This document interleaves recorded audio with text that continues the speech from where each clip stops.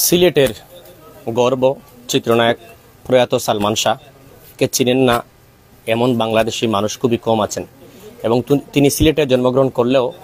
বাংলাদেশের চিত্রনায়ক হিসেবে সারা বিশ্বব্যাপী তিনি তার খ্যাতি অর্জন করেছেন তার অভিনয়ের। তবে এই মুহূর্তে আমরা এসেছি টাচ অফ সিলেট ও আধুনিক টিভি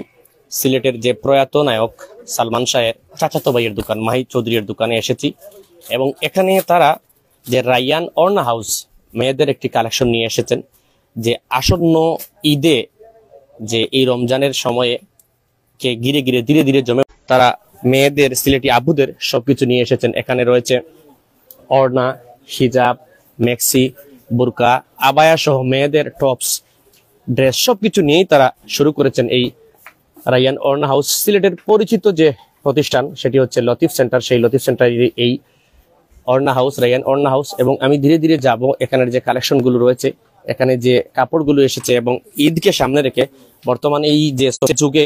স্মার্ট যুগে মানুষের একটি বিশেষ চাহিদা থাকে, যুগের সাথে তাল মিলিয়ে আপডেট যে চাহিদা, মানুষ হয়তো বা 5টা কাপড়ের জায়গায় 2টি কিনবে, সেই 2টি যেন রুচিসম্মত এবং মানসম্মত হয়। তো এখানে আসলে কি কি আছে, কি কি নেই এবং কি কি কিনতে পারবেন, কি কি দাম, সব